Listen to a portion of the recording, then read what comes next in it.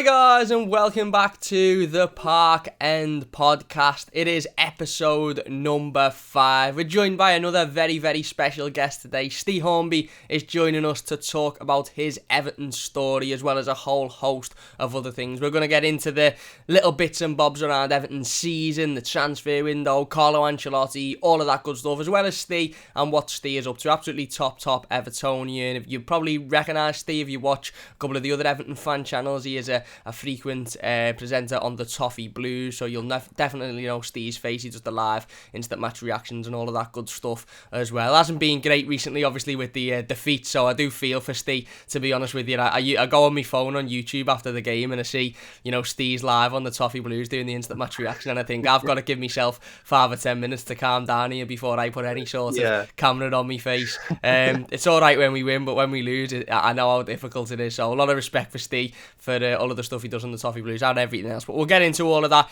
in today's podcast. Don't forget, if you're watching on YouTube, please do give us a like, subscribe if you're watching over on Spotify, or listening, should I say, on Spotify, Apple Music, all of that good stuff. If you could give us a rating, that would be greatly appreciated. But anyway, Steve, before we get into anything, how are you, mate? How's things at the moment? Obviously, it's difficult times, coming towards the end of it, hopefully with a light at the end of the tunnel. But how's things at the moment for you? Yeah, as you said, the Cam's like light at the end of the tunnel now. Can't wait to go back to match, go to cinema, do everything that I was used to. Meet up with some of you guys, and just can't wait to get back to a bit of normality now. It just doesn't feel right anymore that this is what we're used to. But yeah, I'm as good as I can be, mate. Thanks very much, and thanks for having me on. How are you? Of course, I'm all good, mate. To be honest, I'm the exact same as you. I mean, there is a light now at the end of the tunnel, and I see, I'm picking my phone up every day and I'm saying, oh, it might be extended and it could have another lockdown, and I just put it down straight away because I'm just all focused on those dates that we heard a couple of weeks ago, and I'm the exact same. It really hit me a few days ago, especially with all the Bramley Moore stuff, and you're reading about the new stadium and you're getting so excited and you're thinking, oh yeah, within the next couple of years or so, hopefully if the government give it the go ahead, which I'm sure they will, we'll be in a new stadium. It'll be magnificent, it'll be massive. But then I sort of sat back and I thought, it was after the live stream we'd done about the stadium, I sort of sat back and I thought, well, we haven't been to Goodison for a year. I haven't stepped foot in Goodison for over a year now, so as much as the new stadium might be 2 or 3 years away, I haven't been at home, which is home, and been home since I can't even remember how old, and going to Goodison Park with my dad for a year now. So 2 or 3 years isn't actually that long in the grand scheme of things. So I'm the same, mate, to be honest. Thanks for asking. I just can't wait to get back to match, can't wait to get back to some normality, restaurants. But I don't even eat at many restaurants, but just having the option to, I was out the other day just having a little walk, and I thought, there was a restaurant round by ours, and I thought, I'll just nip in here and get something to eat because I can't be bothered going home and cooking. And then you realise, oh no, you can't just nip in here and get something to eat. That's not allowed anymore. But yeah, as good as we can be in these turbulent times. But hopefully we'll be back to normal. We'll be back at Goodison Park and hopefully witnessing better results than Burnley turning up and playing like Barcelona, to be honest with you. I know, mate. So in terms of Everton Football Club, obviously this is a passion that we all share. This is the best thing about doing these types of videos and these channels, is coming on and meeting Blues from all walks of earth and all four corners of the world. What started you off as an Evertonian then? I always ask this question at the start of the podcast, because some people have that story of, the dad was an Evertonian, the granddad was an Evertonian, and it sort of was passed down, but others don't. Some people, his dad was an avid Liverpool fan, and he just didn't want to go that way, so he became an Evertonian. So what was it like for you growing up? What was your first sort of footballing memories, and what made you think, I want to be an Evertonian? Or was there never a choice, it was just put upon you? No, I think there was a choice, but there wasn't a choice between Everton and Liverpool. It was always a choice of Everton or nothing. Yeah. But no, I'm definitely the former. I grew up, my dad's an Evertonian, my granddad before him, and it's just it just sort of fell on me, to be honest. I just grew up with it. It's quite easy for me. I'm really close to the ground, so I was sort of, not really close, about a 10-minute drive away from the ground. So it was quite easy for me to get into it. I see all these people from South America or Canada or America, and then just getting up at 4 o'clock to watch the games, and that just baffles me, to be honest. I really can't imagine doing that myself. But No, me dad was an Evertonian. He got me onto it. As far as my earliest memory goes with him, it was the Dan Gosling. Well, sorry, there was the first game I went to, which I'm sure we'll touch on after this. And then there was the Dan Gosling Cup goal against Yeah, Liverpool. yeah. That's my earliest memory. That was when I decided I wanted to be an Evertonian. Yeah, very nice, very nice. I remember watching that game at home because I was still quite young, and Yeah. my mum had said to me, "You can," because it was, I think we had school the next day or something. My mum had said, "You can watch the full 90 minutes." And then you go into bed because there's school the next day. And my dad was there and my brother was there in the ground and everybody was there. And I wasn't allowed to go because I had school the next day. And I just remember going to bed at 90 minutes and just thinking, I can't take this. I can't take it's still, I think it was 0-0 at the time. Anything could happen in extra time. My sister ran up and was like, "We've scored. Everton have scored." And I just jumped out of bed and that was it. Then I couldn't sleep. And a part of that was, oh my God, Everton are going to the semi-finals of an FA Cup. And a part of that was, oh my God, I can't wait to go into school and wind everybody up tomorrow because my school was 2 minutes away from Anfield, so everybody was a Liverpool fan. But yeah, your first game, you mentioned it there. We may as well touch on it before we go any further. Do you remember it? Do you remember what it was like? Where you sat? Was it, I don't know if you were the same, mate, but in my first game, I couldn't take the screaming, the shouting, the atmosphere. It was just so overwhelming for me. Was it the same for you, or did you just completely take it in and think, yeah, this is something I like? Well, I didn't like volunteer to go to my first match. My dad just wanted to take me. He'd been planning for a while to take me. I was 6 or 7, something like that. And he was like, "I will take him down." I honestly can't remember anything about the game. I know it was 3-1 against Birmingham. And I remember a goal going in, and that's about it. Yeah. It's like it's weird. It sort of feels like it didn't happen at some point, but yeah, I remember I think my dad always tells me we were at the back of the Upper Gladys, and obviously I was that small. The only thing I can remember is people jumping up in front of me and not being able to see the pitch. Yeah. That's the only thing I can remember about it. And that was my first game. But no, I think I was all right for going in the atmosphere and all that sort of stuff. But no, after that, every single game I went to, I could remember them all. I was well invested in it. I was jumping up. I was singing. But yeah, my first game wasn't like that at all. I was just sort of sat there because I didn't really know what was going on. I didn't know how football was played. Yeah. I didn't know the rules or anything. I couldn't even see the pitch. But yeah, there was that one. But every game after that, I'd make a conscious effort to stand on my seat. Yeah.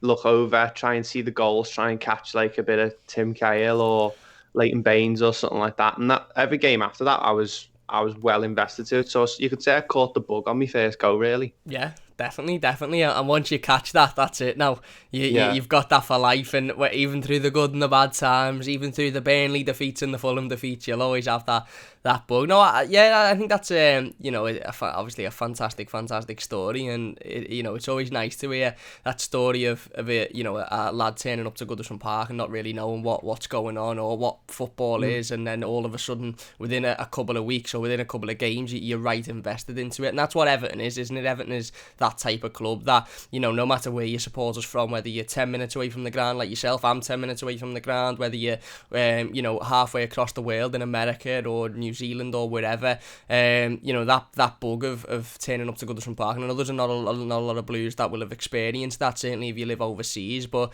I know a couple of American Blues who've come over and been to Goodison and they've just been completely blown away by it. And now they're waking up at 4:30 in the morning to watch us play at 12:30, and even I don't like waking up at 9 in the morning to watch us play at 12:30 because I don't even think the players wake up, to be honest with you. But it just shows the dedication. But no, spot on in terms of growing up, and obviously once you got over that first game and you could see the pitch and you were standing on the seat and you were absolutely invested in it, and it was all well and good, and Everton were brilliant. Was there any specific one Everton player you looked at and thought, I want to be like? I suppose the question is, before we get into that, is did you grow up wanting to be a footballer? Did you grow up thinking, I want to be like these people, I want to go on that pitch, I want to play for Everton? And if so, was there any particular one player who you thought, I want to model myself off him, I want to be like him?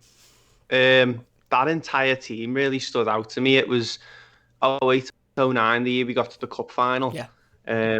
But yeah, I think, to be honest, Cam, I think the majority of people want to be a footballer when they're old, Yeah, when they're young. Like I'd make sure that I had all the kits. I'd make sure I had all like a few footballs just in case I knocked one over the neighbour's fence.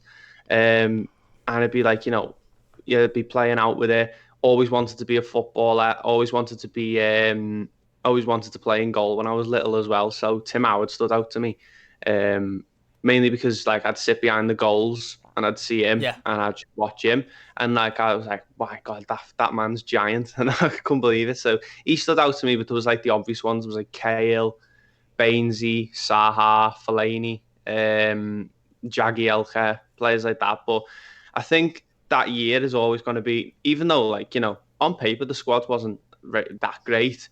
On paper, to me, that team's, from my eyes, from my young eyes, it was like we were like the Invincibles yeah, to me. yeah. Like every single player just was perfect in my eyes. Even the subs. I can remember the subs like Segundo Castillo and Lars Jakobsen. I knew all the names and everything. I was like, and players that nowadays you wouldn't even think about mentioning when you Yeah. talk about Everton. But back then, for me, it was there was always those players. But Bainesy was always my idol Yeah. growing up. I absolutely loved the guy. Still love him now. It's just brilliant. So he was the one that I used to love the most out of anyone. Yeah. But like Tim Cahill and all those, they definitely rivaled him. Yeah. And there was something about that David Moyes team, wasn't there? Well, most David Moyes sides, but certainly that one. I remember that season myself and getting into that cup final and watching the likes of Louis Saha and Tim Howard. And Everton were always that team that other clubs, specifically them lot across the road, would look at and go, oh, you're just getting Man United's, reserves, or you're just signing Man United's want-away players. And, David Moyes really did make a side, didn't he, that was full of players who just wanted to fight and wanted to play for Everton. And I think that's I'm really lucky, and with yourself as well, to have grown up in an era, and I understand that we could have grown up in the 80s and the 90s and watched us win leagues, etc. But I count myself as quite lucky to have grown up in an era where those Everton players were really fighting for that badge and fighting for that manager and fighting for that team, and it was Goodison Park was a real bear pit, and you go to Goodison and you'd know that we mightn't have the best quality in the world, we mightn't have the best players, but we'd get behind them, and as a young lad you don't really look at a Segundo Castillo and go, he's not very, very good. Or you don't look at a Tim Cahill and go, there's probably better strikers in the league. You look at a Tim Cahill and go, this fella's like God. He is unbelievable. He's the best thing I've ever seen. And Mikel Arteta spraying passes left, right and centre. And whoever we come up against would give them a difficult game. And I think that, again, certainly for me, was a massive part of just becoming, having that such an investment in Everton and such an investment in this, because we always seemed like we were the underdogs. We were always against the, backs against the wall. I remember that semi-final against Manchester United after we beat Liverpool. We were all sort of thinking this Manchester United team is absolutely excellent. It's brilliant. It's, winning leagues and titles every year. And we turned up and we beat them on penalties. And I remember Jagielka's penalty going in, and I was in disbelief. I couldn't believe it. And the final wasn't very good after it, but it was a real sort of togetherness. And you mentioned Leighton Baines there. I think he's been an idol for a lot of lads our age who were growing up and watching Everton. Just the skill that he oozed, and also the fact that he had many an opportunity to leave Everton Football Club and go and play for teams that he would have won league titles, he would have won trophies, maybe even Champions Leagues, but he didn't. He wanted to get his head down and continue his career at Everton. He's that famous quote with Roy Keane saying, if Everton come in for me, I'll be going there because I'm an Evertonian, which is just absolutely unbelievable. And it's those types of players that really mould it for you, don't they, as a kid, when you're growing up and you've got all the kits and you've got the names on the back of the shirt and you're thinking, I want to be like him. Having those players want to play for your club is it's massive, isn't it? Because do you think, just a random question I'll throw at you, do you think you have more of an emotional connection as a young lad to the players themselves? Because obviously I try not to have an emotional connection now to anybody, because Ross Barkley broke my heart, because I remember sitting there thinking he'll never ever leave Everton, and what that fella done. I was a teenager and I was like, I can't believe what he's done. My head's gone wild here. So I now try, even as much as I love Richarlison and Luca Dean, I try and distance myself and remember these are just footballers. It's just a career for them. obviously, I don't know whether you agree, maybe you think it's much more difficult as a kid because you do fall in love with these players that you're watching every week, don't you? Yeah, I think as a kid, yeah, I was really heavily emotionally invested in them. Like to me, they were superheroes. Like I'd go out and I was watching these superheroes in front of me. It was crazy. And I remember it was like like these, and there was like Pienaar, Bainesy, Yeah. Fellaini, Arteta, Cahill, all those, and like that season came and went, and then the first game of the next season we lost 6-1 to Arsenal, and like I felt emotionally, hurt by it.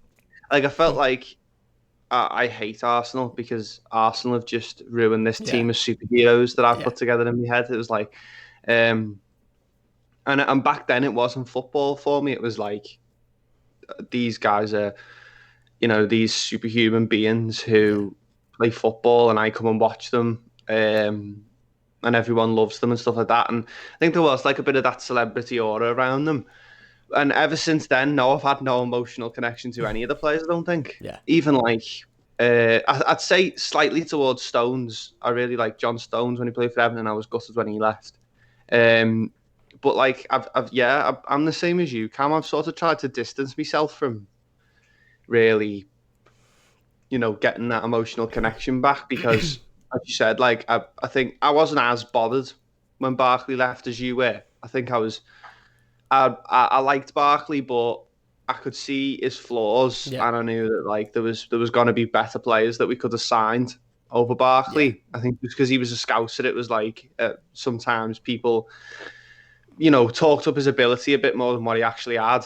And I think at the end, I wasn't too bothered when he left. Yeah. But it was horrible the way he did it. The way he was sat on the bench for a year, wasn't he? And Yeah, he was injured apparently, wasn't he? yeah, that 17-18 season is just horrible for so many reasons. Yeah. And he was just sat on the bench, really doing nothing. Yeah, definitely.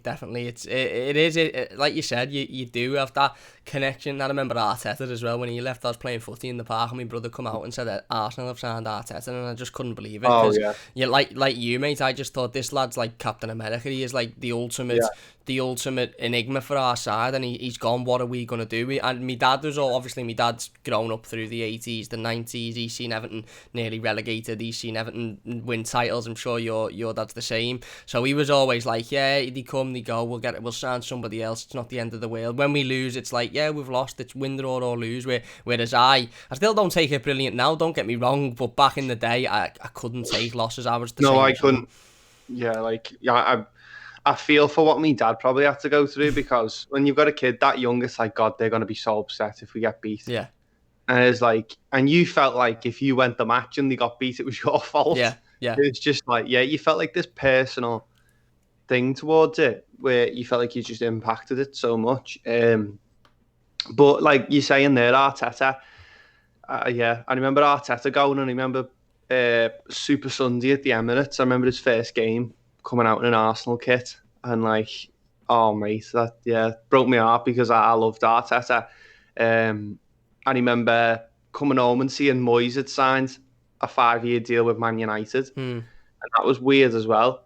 So I don't know, it was just I try not to get that emotional connection because there's so many players you could feel it towards, and it's Everton, and you end up getting disappointed. That's it. I mean, you look at the current squad and the Richarlisons and Calvert-Lewins and Luca Deans, and after that derby win, I think I cried every day for about 3 days because I just didn't know what, and it wasn't like crying as in, oh my god, like Rylan X Factor style. It was just like the build up of emotion was just far too much for me. I couldn't cope with it, and I sat down and I said it in the play ratings. I said these are the team of heroes, but then I also sat back and went, I can't get an emotional connection towards these because if one of them leaves in the summer, I can't get back to when Arteta left and when Moyes left, and you're right, and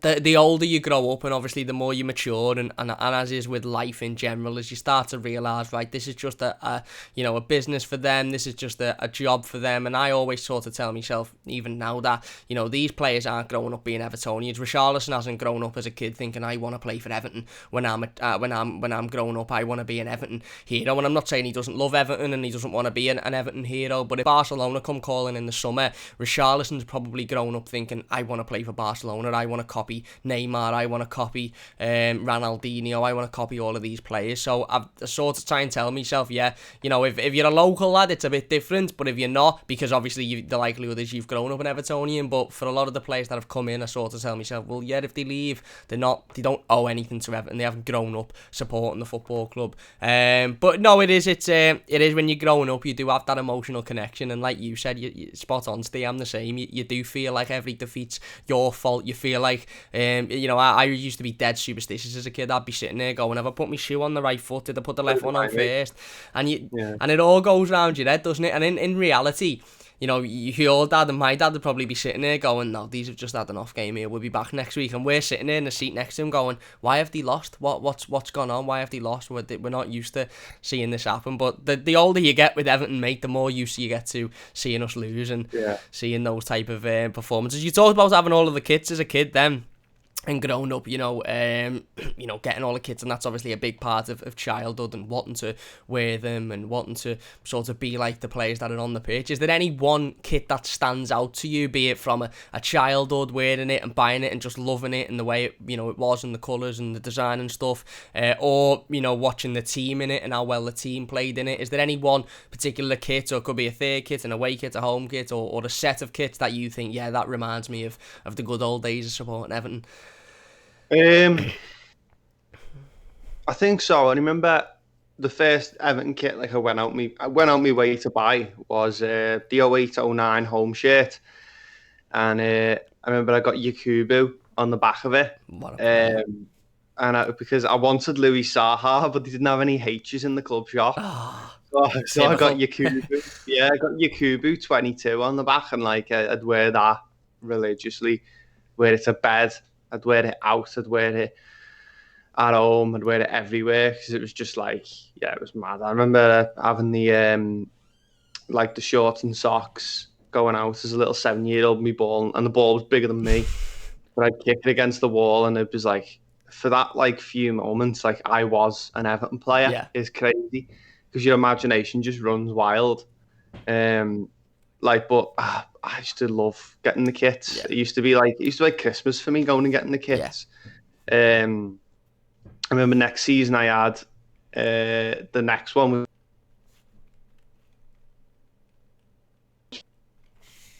the 09-10 home kit. Yeah. I remember I had Phil Neville's name on the back of that one. And I had the goalie kit as well, and I had Howard's name on the back of that one. So I was massively into getting all the kits when I was younger. But one kit that probably stands out for me, I think I've still got it as well, was 12-13, the home shirt. I got given the home shirt by Everton because I was picked out the season ticket ballot to be the mascot for the derby. Nice. Yeah, so I walked. It was that game where Distan scored and it got disallowed at Anfield. Oh, okay, and should have won. And I walked out the tunnel on that game, and you probably go back if you see it on the telly or something. But I was really little, and it was the greatest moment of my life. Probably even now, I was I remember stood in the tunnel with Howard and Jaggy Elkin and Baines and all these heroes that I'd idolised for the last 4 years. It sort of came to this big climax on this one day.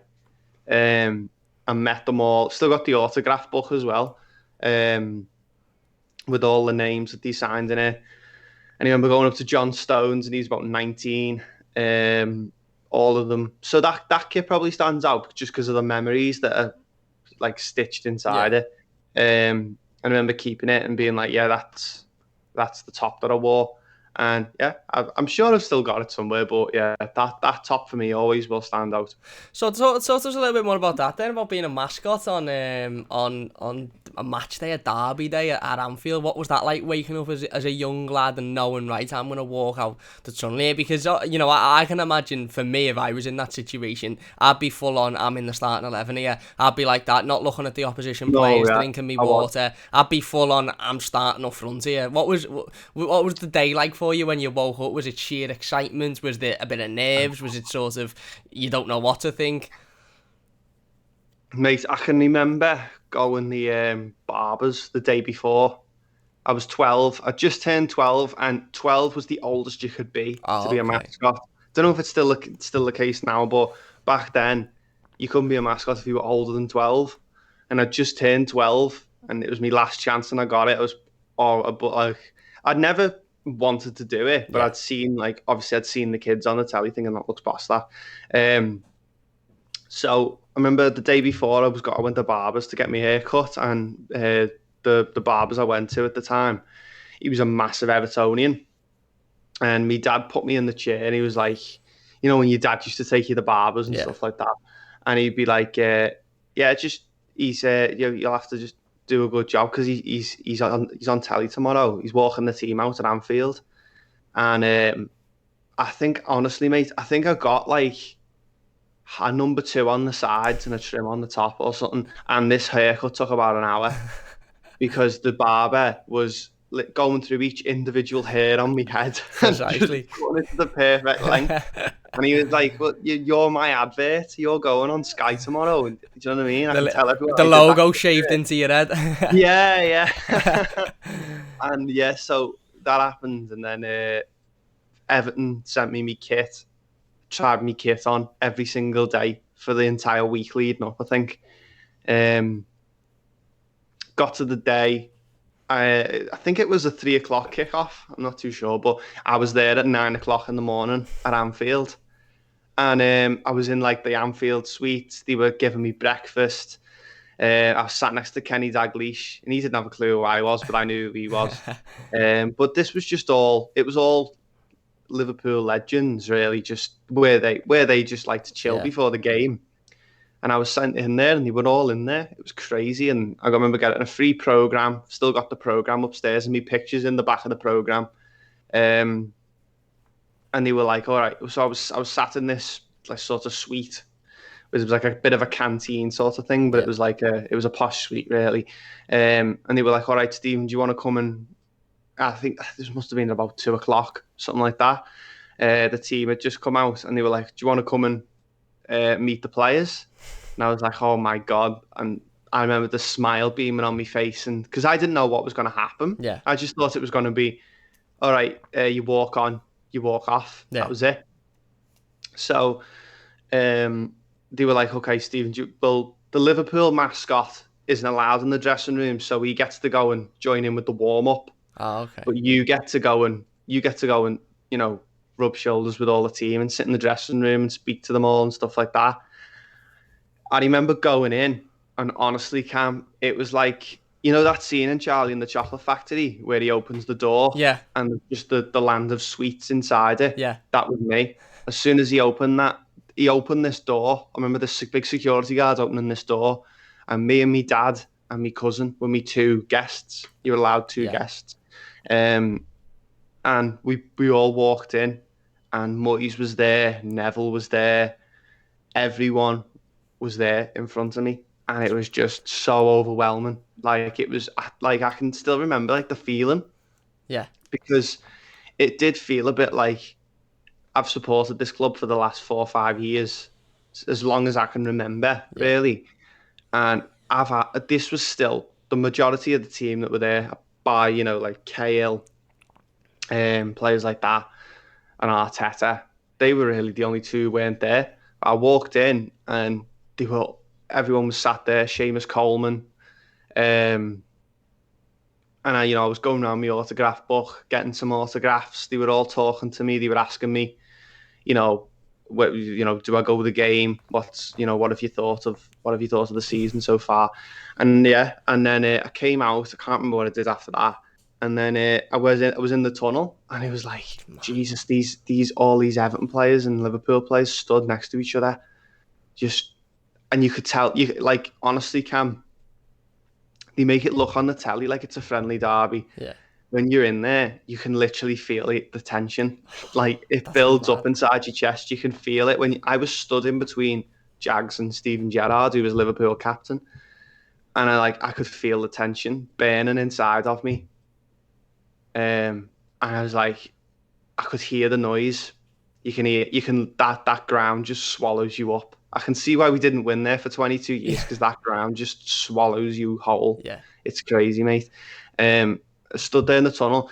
I remember standing there in the tunnel for about 10 minutes next to Jagielka.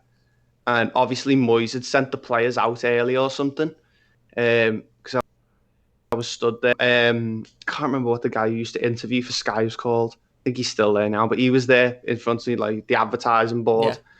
He was stood there with his microphone, stood next to Jagielka. Jagielka's got hold of me on the shoulder, and Jagielka's grip is getting harder and harder. And I think it might have been nerves from Jags, or it might have been something like that. But I remember Gerrard completely eyeballing Fellaini. Really? Yeah. Because I remember him whispering to Carragher. He came across. Carragher came to get behind him in the queue. Yeah. And he started to whisper to Gerrard, and I was like, "Oh my god, I'm gonna get in on this." See what he says. So, let Jags know. He's just said he's gonna go for him there. It was right in front of me, and I was looking at him. He was like, "How do you feel, mate?" He said something like that. I was like, "How do you feel?" And he said, and he sort of just pointed to Fellaini. Yeah. And he was like, "I'm not happy with him." And I was like, you could tell none of the Liverpool players wanted to play against him. He must have been a horrible player to play against, Fellaini. But yeah, and then this was before they got like the new main stand and the tunnel was expanded. Yeah. That tunnel could not fit one person in it. No. I just about squeezed through the steps going down, but the players come out one by one at Anfield, and like they were all touching that sign above the stairs. I was trying to get through, and I remember coming down these stairs, and this ear-piercing just roar hit me right in the face, and I swear to God, it blew me hair back. Like, the noise cam was unbelievable, and I got outside and I realised that was the Evertonians. Yeah. I looked to my left because I knew everything. I'd watched them on the telly. I'd watched them come out the tunnel. I'd watched everything they do.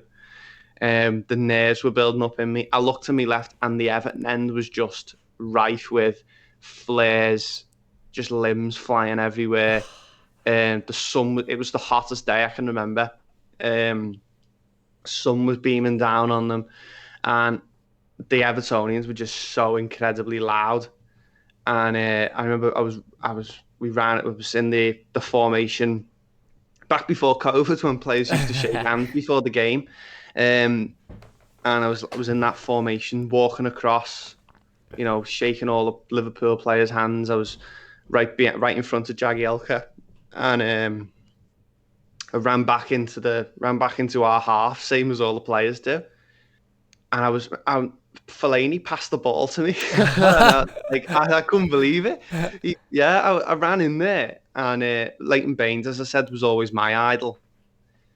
So Leighton Baines was the one I wanted to go over and wish Bainesy luck, because he was the one. I didn't care if anyone was going to get the winning goal, it was going to be him for me.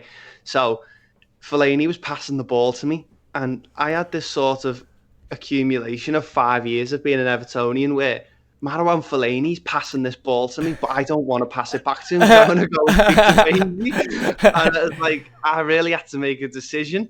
So I was sort of knocking the ball back and forth with Fellaini, which was surreal anyway. And Bainesy was tying his lace on the outside of the penalty area, and I went over, and for a 12-year-old, I can't believe I had the guts to do this, but I went over, patted him on the back, and I said, "Good luck, Bainesy, lad."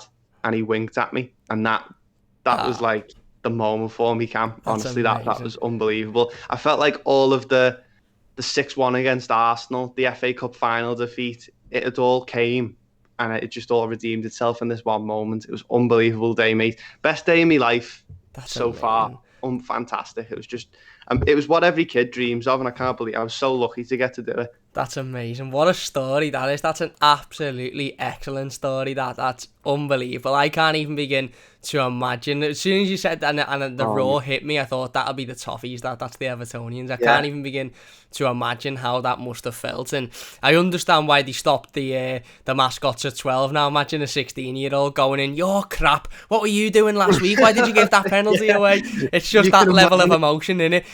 Yeah, you can imagine it. It'd be like, there'd be like a couple, any older and they'd want to stay soft to them, wouldn't that's it. You get to 12 and you're still in that emotional, oh my God stage. Any older and it's like, why is he in the starting 11 here today? He's awful. Look at the boots he's wearing.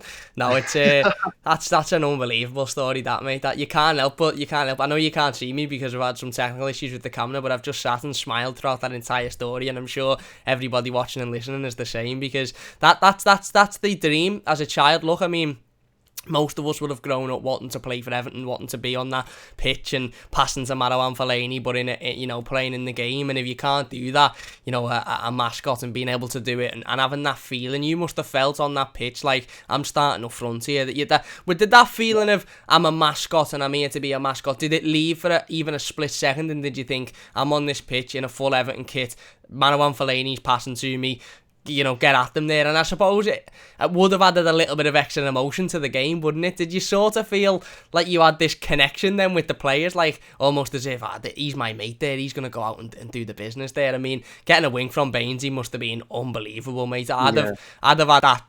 You can't even get a wink framed, but I'd have found some way to get it framed, because it's just unbelievable. Did you get that feeling then, like, there's more in this now? Did that trigger like a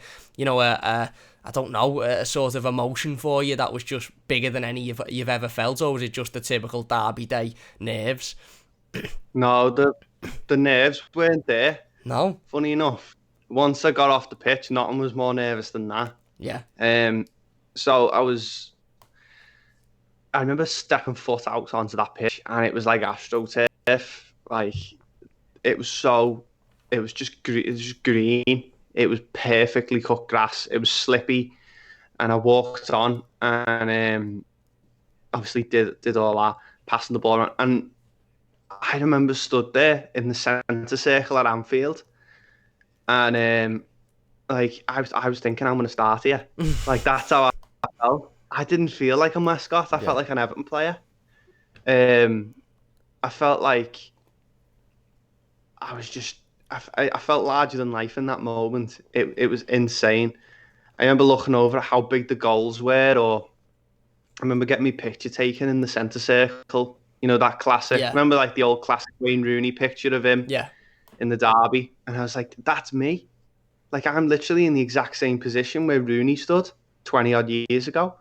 And I was like, Morales was there playing, I think, on the day. I don't know if Pina was there, but when I'd had my picture taken, I ran off the pitch, and my dad was stood on the touchline next to Moisey, and we both ran down the tunnel, and then I ran around the executive box. The game was going on. Came through the Anfield Road end, and I had a seat right at the very front of the Anfield Road end, and everyone was sort of asking me. It was like, oh, how's that feeling and all that? And then they were sort of talking to me about it, and I was like, it's nothing to worry. And all the Evertonians behind me nail biting. Yeah. And I was like, don't worry, lads, it's sound. You go on there, the nerves go. Don't worry. These will be all right here. Bainesy's dead cool. Yeah, the pitch isn't that big. They're all dead relaxed. I've spoke to them all before the game. I'm going to make sure we win this one. But when you're on there, it's like, I don't know, as a football fan, you feel like the pitch is a completely different reality, don't you? Yeah. You feel like what happens on the pitch is you're just a spectator. But that was the first moment I realised that a stadium comes in one, and the fans are there. The pitch is just there. It's the playground for the players, isn't it? But it was when I realised that, football's sort of a game played on paper. Yeah. More often than not, and it's not. And it sort of put to bed that sort of emotional attachment I had, I think. Because I was like, okay, well, I've just been on that pitch. I've just passed the ball to Fellaini.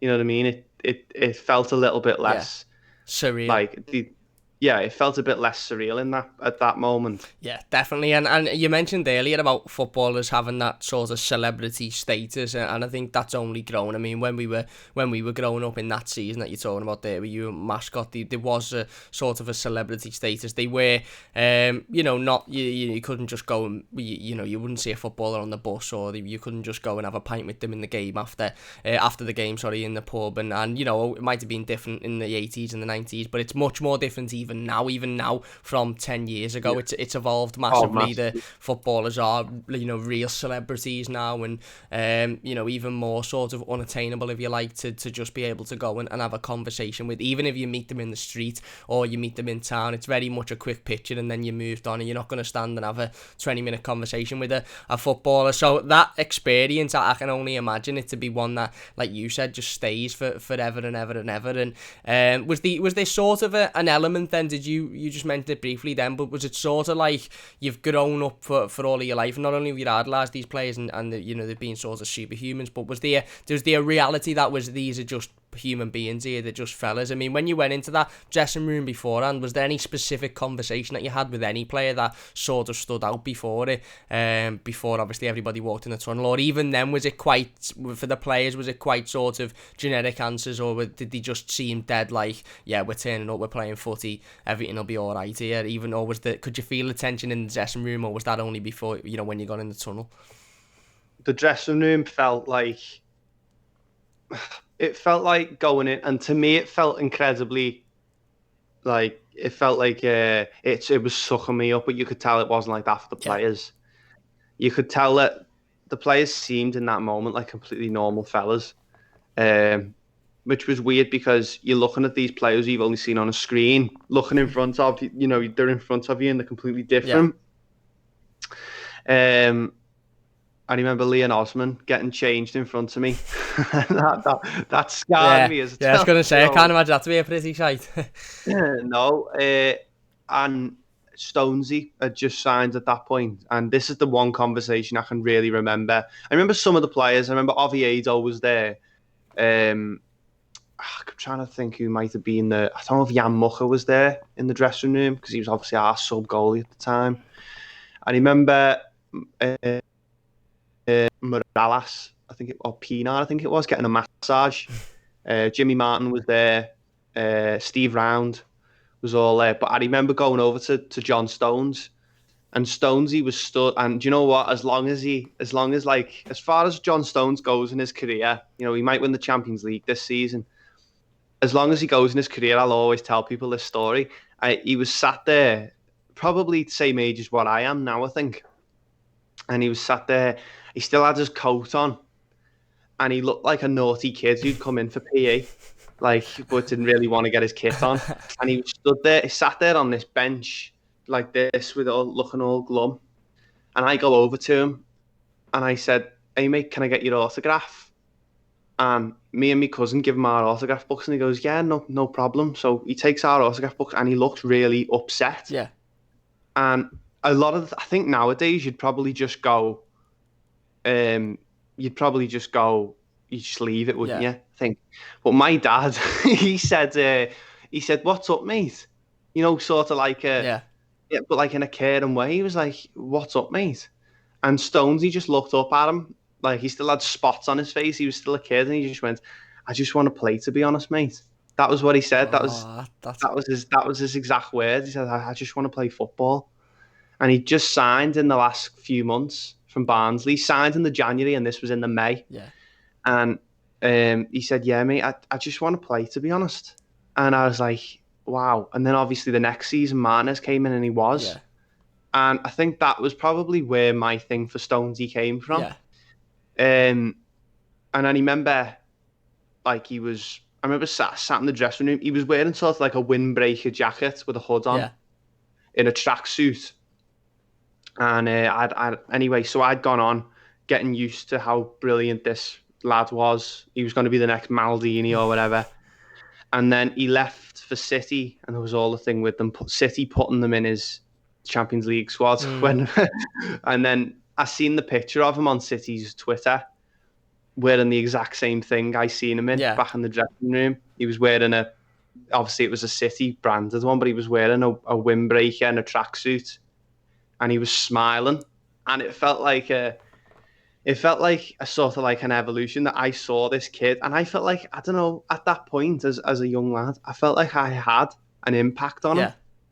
I felt like, I don't know if that conversation changed his outlook, maybe Yeah. the way we asked him, and I don't know if other people asked him, but just him sitting there and asking him and seeing his reaction and seeing that this lad just desperately wanted to play football for Everton. And then I was like, all right. And then when he got in the team, loved him. Yeah. He was my favourite player for years, even when Lukaku was in the team and stuff like that. And seeing him go to City, I was heartbroken. Yeah. And that for me was the moment where I was like, I can't get emotionally attached to players anymore. Yeah.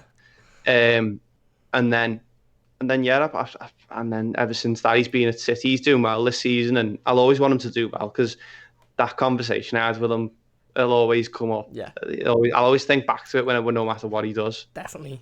I mean, this is a lad who could go on and win a quadruple this season, and that's again another absolutely unbelievable story. I feel like me having an emotional connection to Richarlison, because he does a little dance after he scores and he tweets a few things, has got nothing on actually meeting a player. I mean, if I was a young lad and I met one of those Everton players in that sort of way, I think we'd all feel the same. I mean, that's another absolutely amazing story just to see him. And in that season he had only just joined Adney, and he was still very young, and he wasn't ready to break into that team yet, but you could see his talent as soon as he broke into the team. And again, amazing for you to see him and lift his head and say, oh, I just want to play. And then a few years later he's playing regular football, albeit not with Everton, and as much as that might be disappointing for us, because he would have been fantastic to carry on. Again, that's where I sort of sit back and with stones and go, well, he hasn't grown up an Evertonian, he's grown up a lad in Barnsley. He's probably been very grateful for the opportunities Everton have given him, but then he's seen Manchester City with a guaranteed league title every 2 years at least, they're a guaranteed cup, they're a guaranteed trophy every season, they're guaranteed challenging in the Champions League.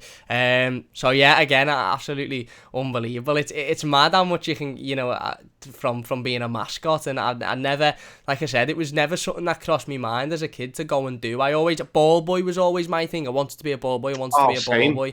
But then the older you grow up, the more you realise ball boys are lads in the academy, because you'd always see pictures of Anthony Gordon being a ball boy, or Phil Foden was a ball boy for I know you could for City. Sorry, I know you can be a ball boy if you're not in the academy, but it just seemed, I always used to nag me dad, I want to be a ball boy, mascot never used to come into it. The closest I got, I think, was I got picked out to hold it was like a holding the flag on the pitch. I walked onto the pitch, I had a flag, and the players come, but I wasn't in the tunnel or not, and the players just walk past me, and then you run off the pitch with the flag and you go and get your seat. But I can only begin to imagine, especially for a derby day, that's such an experience for a young lad to go through and sitting with the players and stuff like that. It must have been, I can only imagine the look on the Evertonians' faces when you turned around and went, nah, I've just been with them, this is going to be dead easy, these are all right, it's going to be dead sound. Fast forward 10 years and we still haven't won a derby at Anfield.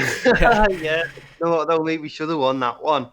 Got absolutely robbed. Like, for me, that's as scandalous as Ferguson against Villarreal. Yeah. It's the exact same goal to stand at Anfield. But I remember just coming in, it was like, I don't know, it felt like less of a scary thing for me. Yeah. Because I'd just been on that pitch. It was weird, and my footprints were left on the pitch while I was sitting in the air, sitting in my seat.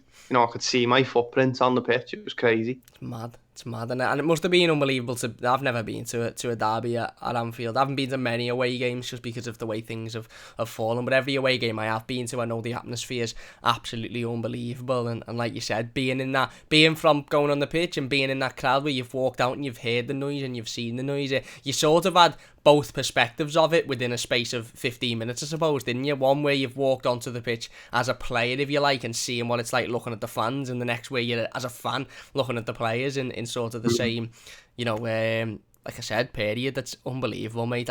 My mouth's hurting from smiling because I'm just trying to put myself in your shoes and think of what that must have felt like. And honestly, I'd have had an emotional connection to everyone, me. I'd have just been like that. Nah, as soon as Moyes at the left, I'd have been, no, can't do it anymore. I've been in that dressing room, I've seen him. So fair play to you. You mentioned growing up not so far away from the ground, 10 minutes away from the ground. Is it, sort of obviously we're in these times at the moment, and it's very difficult. And look, we all can't wait to get back to some normality. Whether your normality is going and watching Everton at Goodison, or whether some people's normality might just be waking up and going to the cafe for a breakfast and then going to the cinema or going to play football with their friends, whichever it may be, we're all, I think, ready now. Obviously, safety first and everybody's health and well-being first, etc. But we're all ready, I think, to come out of this now and get back to some normality. I suppose we all sort of miss going the match and being at Goodison Park and watching these players. But I don't know about you, mate, but I'm sort of starting to miss the routine now of getting up on a Saturday morning. I mean, I don't want you to go into specifics about where about you live, like exiting your street and stuff, but what does a match day routine look for you in terms of getting up and sort of getting ready on a Saturday morning when we're playing at 3 o'clock? Is it something that you sort of miss yourself? Yeah, massively. Like I was at the last game, Man United, before we were able to stop going, and like it's crazy to think that I walked out that ground in a huff because we just had the goal disallowed. Walked out that ground in a huff, walked home, was still annoyed, and never got to go back again. Yeah. Like that was crazy. If I knew it was going to be the last time for a year, I don't know what I would have done. Yeah. But you realise how much you rely on it. Yeah. I think you realise how much like them Saturdays change your. They sort of change your week, don't they? Really, Yeah. even whether you lose or draw, they're always guaranteed to change your week. And yeah, for me, it's always been. It's me and my dad who go. We're in the Lower Gladys, and it's always we'd wake up depending on what time it is. We'd go to maybe we'd go to Royal Oak. We've been going to Royal Oak on County Road last couple of years. So it'd be like we'd get dropped off there. We'd meet my granddad there.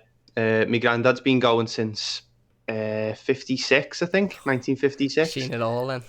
Yeah, something like that. We've been going around that long. And we'd meet him, we'd have a drink with him, we'd chat to him about the game, walk up and go the match, just enjoy it. I think I've been that many times that my routine sort of all blend into one now. Yeah. I'm probably in the hundreds now for games I've been to. So, but growing up, it was always, I always remembered it more. I remember growing up like that first season. This was back when football was like, obviously, as you mentioned there, Cam, football's changed a lot in 10 years. Yeah. It's crazy. Like, but remember back then, you were able to walk up to the ground on a match day and just buy a ticket. Yeah. And I remember I used to go on the week. My granddad lives closer to the ground than me. I'm a 10-minute drive, but my granddad, you just walk. It's round the corner. He's round the corner from Goodison. So I used to go stay there for a weekend. And on a Saturday morning, my granddad would come in and he'd say, Steve, I've got a ticket for us. We'll go on the match later. It was amazing, mate. It was great. And used to go down there, sit with my granddad. I used to be in the main stand then. And I used to keep all my tickets and stuff like that. Go to the game and then come home. And it was, I'd have me tea, but I'd be out in his backyard playing, trying to just replicate what I'd seen on the pitch on that day. So I think for someone who lives close to the ground, I've never really had like a solid routine. Yeah. I always try and buy a program. That's one of the things. Less so more recently, but I used to be mad on programs. I used to collect all programs for the year. But yeah, I think recently it's just been, we'd go to the pub, we'd chat about it for an hour or two. We'd watch the early game. If 3 o'clock's were the best because you'd watch the early game. I'm talking about like it was World War Two or It, something. it feels like that, doesn't It it? feels like that long ago. It does. I feel like I'm talking to my grandchildren here. Like, oh yeah, it'd be great. You used to watch the early game, and then you'd walk down to the ground, and you'd actually be able to sit there and watch it. Back in the day. Yeah, back in the good old days. Like, it's crazy though, because like I can't remember how old I was when we went into lockdown. I was 18 when we went into lockdown, and I'm 20 now, It's mad, isn't it? which is crazy. So yeah, it's mad. Like, you lost all that time, and especially with the team we've got now, I wish I was there. But yeah, my routine is always sort of. I've never really strayed from going the match and coming home. Really, Yeah. you know, besides going to the pub or maybe getting a program, stuff like that. Yeah. But yeah, I remember my cousin used to come with us as well, and we used to always me granddad and my dad used to take all four of us to the pub, and they'd sit there when I was a bit younger, and me and my cousin, we'd just go out wandering around the ground. We'd go into the church next door to the ground. We'd go upstairs. We'd look at all the fan stuff. We'd go in the club shop. We'd walk around. We'd see what was happening. We'd take in the atmosphere. So that was probably when I was like 15, 16, something like that.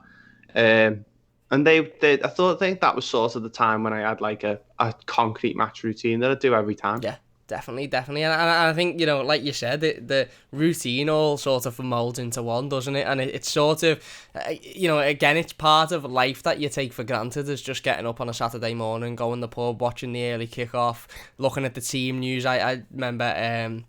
I think it was Tom at Another Blue on Twitter tweeted out, you know, let me know what your match day, you know, situations are, your match day routines that you know, maybe a bit unique to yourself. And I said that I remember going in the, you know, just being in the pub beforehand and reading the team news out on my phone, and I'd read it out to me dad just subconsciously. Yeah, it's, you know, blah blah blah, Pickford in goal, this defence, and then I'd have fellas from the other side of the pub. Why isn't he playing? Where's he? Is he in the squad? As if I was like Carlo Ancelotti, just getting pelted with, why isn't this player playing? Where's this? And I'm just trying to tell me dad the team news here. That's all.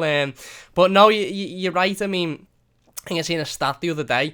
Carlo Ancelotti's only managed 8 games at Goodison Park with fans, and to think that, with the exception of those 2 games with Chelsea and Arsenal where there's 2,000 fans, you know, we've never seen, but even including those 2 games, we've never seen James Rodriguez in an Everton shirt at Goodison Park live. For all I know, James Rodriguez is just on me telly. Now, I still don't quite believe that's real until I watch him at Goodison Park. You know, the likes of Ben Godfrey throwing those slide tackles in. That we spoke about the City game yesterday. We'll move on to, you know, Everton at the moment in the future, and I'm sure you mentioned it on the TheMightyBlues as well, as you know, what it would have been like, or certainly thought what it would have been like, to have sort of 40,000 Evertonians at Goodison Park on Saturday night when Ben Godfrey's throwing those sort of slide tackles in, and just knowing how much that sort of riles Evertonians up and gets Evertonians sort of you know, pardon me, on side of the players and ready for battle. And it's extremely difficult, and I'm the exact same as you, Steve. I remember walking out of that game after Man United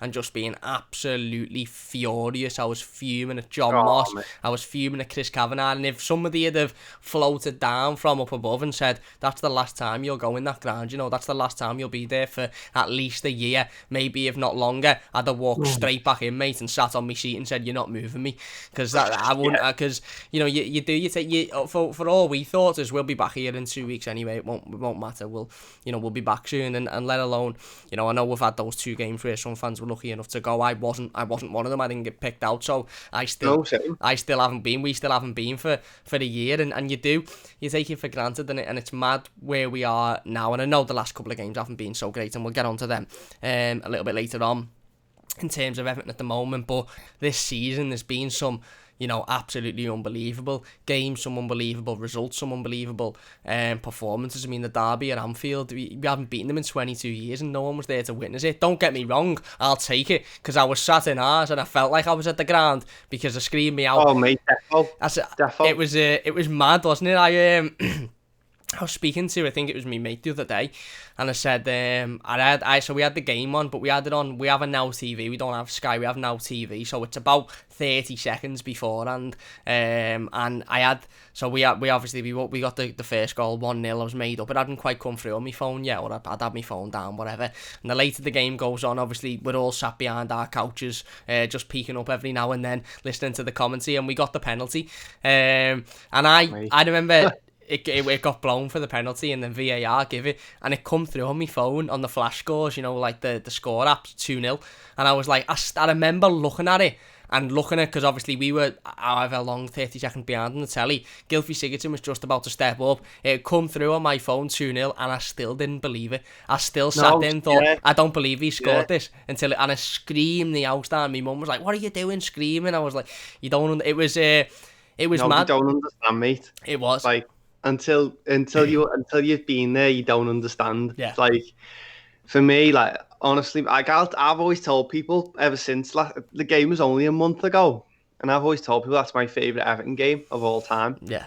Like, just the feeling of it was just, it was unreal, mate. Like, and as long as I'll live, I can remember exactly how my night went. Yeah. Like, I remember exactly how my night went. And what was it like? So what time? The game kicked off at 5:30, I remember, didn't it? Mm-mm. So 4:25, I was on our channel doing the build-up. Yeah. It was me and James from TheMightyBlues podcast, which you should go check out if you're watching this. Definitely go check out. After you've listened to this one, of course. But I remember I was speaking to James, and we were just talking about it. It was me and him, and we were talking about derbies and how wretched they are and horrible they are. And I was sat exactly where I am now. And I was going, like, I remember, I was going, it's horrible, mate. I feel like we're cursed there. Nothing ever goes for us. And then we was looking at the team going, Jesus Christ, we've got no one on the bench at all. And I was going, and we were like, yeah, if we're going to win this, which I doubt we are, it's going to have to be the first team that does it. Yeah. And I remember being like, so we were talking about tactics, trying to just calm the nerves a little bit. And he was like, I remember James saying to me, how it was like, we were talking about, like, how do you sort of calm them nerves? Have you got because I think derbies, you'd always watch them a bit differently. Yeah. So I said, how are you going to watch it, lad? And he was like, probably just sit here like this, trying to look past my hand. And I was like, do you know what, I'm going to try. I hate listening to commentary. It really winds me up. Yeah. Like, it gets me more nervous listening to the commentary of the game. Yeah. So I remember I put my headphones in. It was 3 days after my birthday. My birthday was on the 17th, which was the City game. And then the Liverpool game was 3 days later. And I just got some AirPods for my birthday. First time I really tried them out. I put them in and I was like, I'm going to put music on here. Yeah.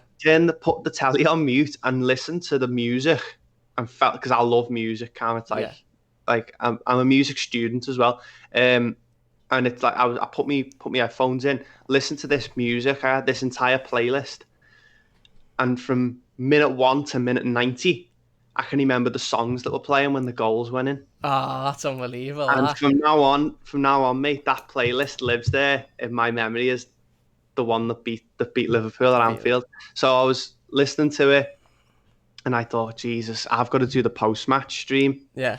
So we'll see what happens anyway. So it went to 1-0. I couldn't believe it was 1-0. My dad was my dad was downstairs. My dad couldn't even watch it. He felt like physically sick. He couldn't watch it. So I was just sort of updating him. And he heard me scream for Richarlison's goal. I was screaming the house down, getting 1-0. And he was like, all right, yeah, fair enough. Anyway, and then I went down at half time. And I said to him, yeah, it's still 1-0. We're playing well, though, Yeah. It's like, this isn't normal. This isn't normal Everton at Anfield. This feels different this time. And he was like, what are they playing like? I was like, they're playing, but they could easily get a goal at some point. Yeah. But you know what I mean? We're playing well, thank God. And I remember, honestly, Cam, if I could have skipped, if you came to me and said, Steve, you got this one chance to use a time machine, I'd use it there. Yeah.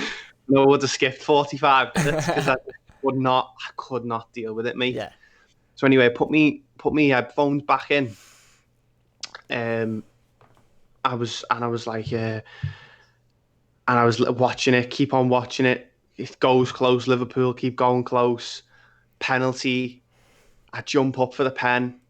And I tell my dad it's a penalty. Tell him we've scored the pen. It's 2-0.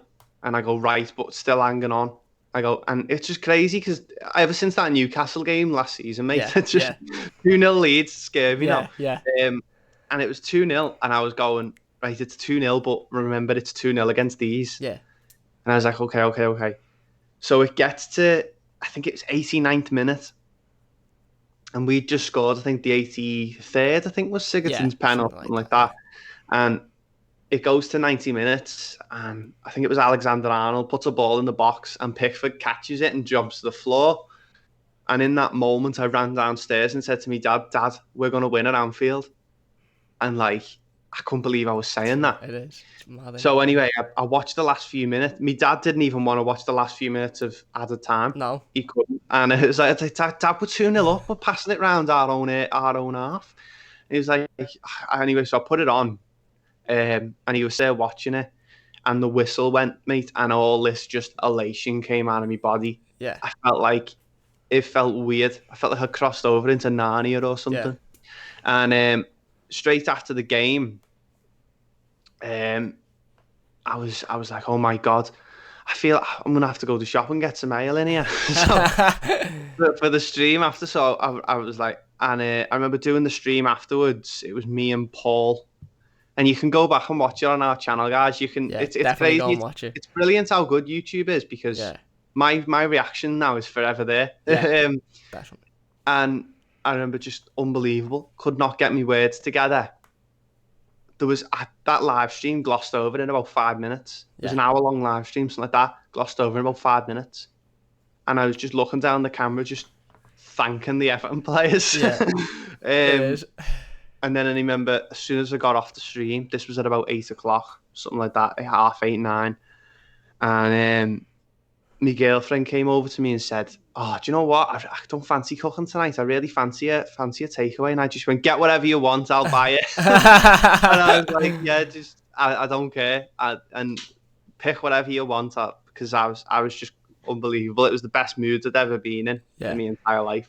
And honestly, Cam, like, I think all that routine goes along with it as well. Yeah. For why it's my favourite, but I absolutely loved it. Yeah, definitely, and you know, absolutely, and I think, you know, again, another unbelievable story, and it was difficult times, obviously, sitting at home and not being there, but I think you've hit the nail on the head there. That routine of all of those derby memories for me just come up, going to Goodison Park, leaving disappointed, watching an Anfield derby, getting to 60 minutes and thinking, oh, we're 3-0 down here, this is done, you know, wanting to turn it off, being disappointed, and it all just flashed. It was like one of those scenes in a film where it all just flashes before your eyes, and then it's bang, 2-0, 5 minutes to go. But I'm the same as you, mate. The Newcastle game was just in my head. No, even final 2 minutes of stoppage time, I was like, no, because I've seen Everton give away a 2-0 lead in about 5 seconds. We've conceded 2 goals before I've gone for a wee. I remember it. I remember there was people leaving the Newcastle game at Goodison going, yeah, it's done and dusted. And I'd seen them on the way out collecting the car, and I'd gone, it's ended 2-2, you know, and you were like, shut up, it didn't end 2-2, don't be stupid. We only had a minute left to go. So for every second that clicked away in that derby game, I got more and more behind the couch. And as much as when I done the review on our channel with Tom and the live stream the day after, and again, you're spot on about YouTube, by the way. The fact that those memories and that emotion stays is just absolutely unbelievable. But I remember the penalty going in, and like I said, you know, I'd seen it on my phone before and refused to believe it was true. Thought it was live scores having me on. Why did they ever do that?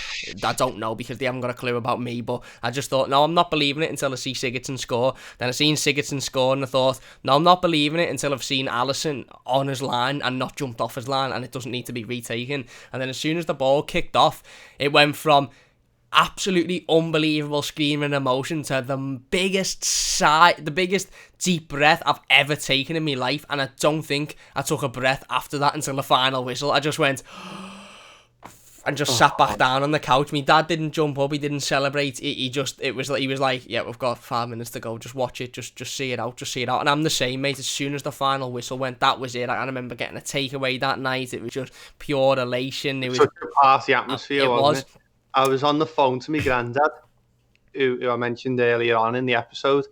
on the phone to him for about half an hour, talking about it.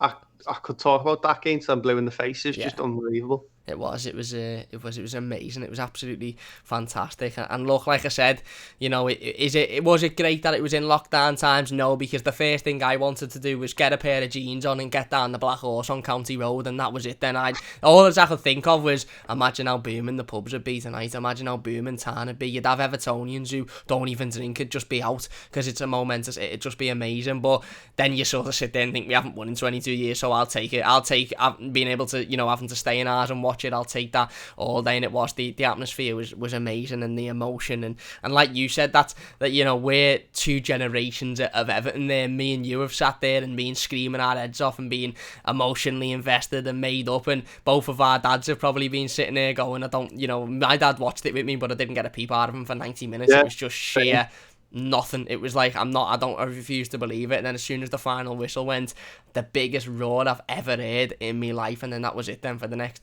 few days afterwards. Then we had the stadium news, we had Luca Dean's contract, and my head was just rolling. We mentioned match day routines, and obviously we'd usually get up in the morning and go to the pub and then watch the early kickoff, go to the match. It's changed for all of us now, and a lot of us obviously just wake up and sit round and wait for the team news and then have a little moan about that and then watch the game. Obviously for yourself over on the TheMightyBlues, we'll talk a bit about yourself. I know you mentioned you're into music, and obviously you've got the sequel media stuff, which I want to talk about both of those things in a second. But you're obviously presenting on the TheMightyBlues, absolutely fantastic YouTube channel. I'm over there live later tonight at 6:30. I think I'm joined by Paul. This podcast will probably go up before it, so if you're watching as it's going up, go and check us out live today. Do a load of work over on the TheMightyBlues. Love the channel, love the lads that are involved in it. How did that come about then? How did you come about presenting on that? And it's different, isn't it, when you're doing YouTube, certainly after games like that, because you sort of it was like me after the City game. All I wanted to do was go, we were beaten there by a really good City side, don't want to talk about it again, but you have to sort of sit there and make a review out of it for an hour about what happened in the game. So how did that come about, mate? And are you enjoying it? Are you enjoying doing the live streams and talking about the games as they're happening, and both before and after? Yeah, no, definitely enjoying it. Yeah, it is good. It's nice to be able to have this sort of following. It's good. It's nice because it's just, you know, it gives you an extra element, doesn't it, really? Yeah. It's nice. It builds your confidence up and stuff like that. And I'd recommend it to anyone. Yeah. But yeah, how it came across was that, I remember where it was. It was a couple of years ago. I started writing articles for them. I started writing, like, I remember I did one on Tim Howard. I did one on Andre Gomez when he just signed. And I did one on all the Everton away kits. I ranked the Everton away kits in a like a post on the website, and I really enjoyed that. And it was like, so yeah, I think I sort of tried to make them sort of witty, sport type of articles, or like Mundial. I don't know if you've ever read Mundial, Mundial magazine. I tried to make them a bit like that.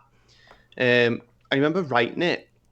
I remember going on holiday that summer, and I remember writing the Andre Gomez article because he just signed, and I bought a copy of Mundial as well, and I read through that and took lots of inspiration for that. And I remember emailing the editor from Mundial. I sent him my article, and he replied to me, and he gave me loads of pointers on stuff like that, and it was great. Sam, his name is, he's really good. And so yeah, that went like that. Went on a couple of years. I stopped doing it. Yeah. For like quite a few reasons, and then I remember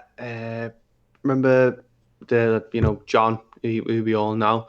He was sort of asking, does anyone want to come on who hasn't been on the YouTube before? We can always use lots of people to help us out. And I was like, yeah, go on, I'll give it a whack. Yeah.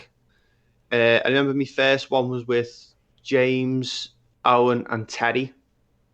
And the first few ones I did was James, Owen, and Terry. And then I got asked to host it for the first time. And growing up, I always loved hosting things. Yeah. When we used to host the school talent shows in school, it was always my job. I used to love it. I love a crowd. Yeah. I love performance of a crowd. Like, as a music student, you've got to do that as well. You're expected to get up and sing in front of everyone. You're expected to get up and play in a band and make a show of yourself, and be like, you've got to, I don't know, you've got to not just get up. You've not just got to be able to sing well. You've got to put on a show. Yeah, You've got to absolutely. plan. This is this is my outfit. This is Yeah, this is the type of show I want to put on. So anyway, I'd always been quite good at that. Um, Stage fright had never been something I'd ever like struggled with. So I was like, I'm gonna go on and I'm gonna have a go of it. And then he's like, do you want to host it? Yeah, go on, I'll host it. I'll have a go. So I hosted it. It was like videos, and then he said there's a live stream there for all Leeds TV, and it was the lads from Leeds. It was when we played Leeds at home yeah, earlier on in the season with Rafinha scored. It was 1-0 to Leeds. Did a live stream with their lads, and I think I realised then how many good people there are yeah, in within like with the community and stuff like that. And it was like there was Oscar and Joe. Both added them on Twitter, and I found myself looking out for Leeds results and stuff yeah, like that to see what they'd think of it. And then there was I'd follow them, and then there was like, even now there's Natalie from Burnley, Rob yeah, from City, Tobes from Tottenham, Jay from Man United, all those. And I'd sort of know if anyone ever mentions a club, I feel like I'm making a friend from each yeah, fan. yeah, So. And then he was like, you did a live stream. And then going into the lockdown that we had recently, which we're still coming out of, really, aren't we? He was yeah, like, oh, we could do more live stream stuff. And he was like, do you want to host the live streams? And I was doing it. I was loving it. Did the deadline day one. And then the pre-matches have become sort of my thing now. yeah, I do most of the pre-matches, and James does most of the post-matches, barring like the odd couple of weeks where one of us can't do either, and we yeah, both end up doing. So maybe I'll do both, or James will do both one week. And yeah, it was great. It's good to have guests on. It's good to build up like a sort of a clientele, really, of yeah, people who you know. It's great for your confidence. It's really good. I'm really enjoying it. Like now, Cam, coming on and speaking to you, like I wouldn't have known you if I had not got involved with the Toffee Blues. yeah, definitely. I probably would have seen your page floating about on Twitter and stuff, but that's me coming on and chatting to you. This wouldn't have the same effect if I wasn't doing that. Yeah, You know, I'm on here because people might know me from our channel, or for some people I'm a familiar face, but it wouldn't be the same if I wasn't. I'd just be a random lad.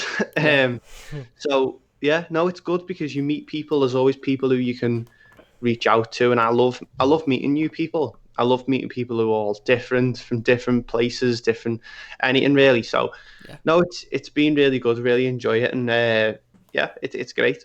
Definitely, definitely. No, I think you're spot on. I think you're absolutely spot on. It is. It's fantastic for your confidence, and it is great to meet new people and sort of, like you said, build that friendship up, and certainly other Evertonians. And I think that's really important in this sort of day and age, especially with obviously what's gone on recently and not being able to go to the match for as long as we haven't been able to go. This doing the channel and the podcasts and the streams and stuff has really, really helped me, because usually you'd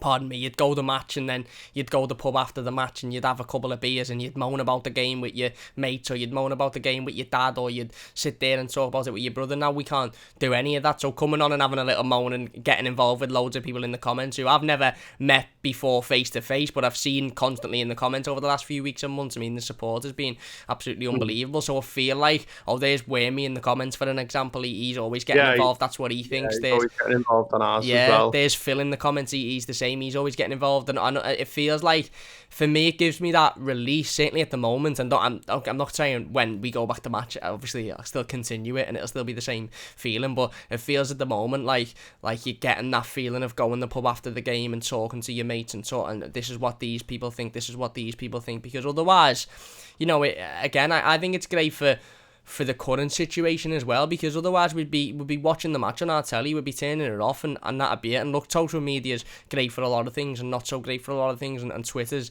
the prime example of Twitter can be absolutely fantastic, and it can be really, really damaging as well in certain aspects. But I love going onto Twitter after the game and just seeing what everybody has to say. I love coming onto the Toffee Blues and seeing what you've got to say before the game, and James after the game, and yourselves during the week on certain subjects, because it feels like you're just going into the pub and going, right, what do we think on this, lad, and just having a conversation and getting involved. And I do think it's really, really important during these times, because look, ultimately there's not much we can do. We can't go to the pub, we can't watch the match with maybe our friends that we'd want to watch the match with, we can't talk about it face to face after the game. So I agree. I think you're spot on about the confidence as well. It gives me a lot of confidence. It allows me to sit here, and somebody might disagree with me, and that's fine, but that's all part and parcel of the fun, isn't it? And I'll have to get on a pre-match stream soon, mate, and get involved. Definitely, mate. Love a good moan about the team news, so I'll definitely have to get involved with them. You mentioned a couple of other hobbies you've got there: music, being a music student yourself. Also got Sequel Media,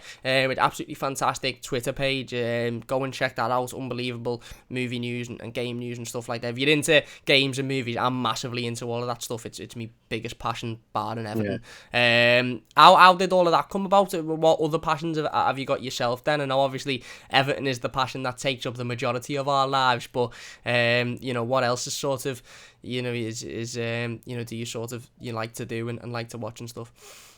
Well, it all sort of it all sort of came at this one point in my life where I'd just started going to college and studying music, meeting loads of people, like-minded people, and then being like, well, I can meet all these like-minded people on YouTube as well, doing Everton content. So there was that, and I sort of built up this amount of confidence on our channel. I was like, well, I want to carry it over to something else that I enjoy, which I like films and games and stuff like that. So, I did the odd couple of videos for the Sequel Media channel. I'm sort of trying to gauge whereabouts it is and where it sort of fits in within a demographic. But for now, I'm just doing it like Twitter updates, getting involved with people, reporting some news, stuff like that. But it's just sort of like a hobby I do, to be honest. It's like the other side of me. Yeah. Whereas Everton's the Hyde, this is the Jekyll in a way. It's like, and I think I always wanted to, and I love to do it anyway. So I've had like Jordan, who we both know, who's massively and he's got his own film channel. Speaking to him a lot about it and stuff like that.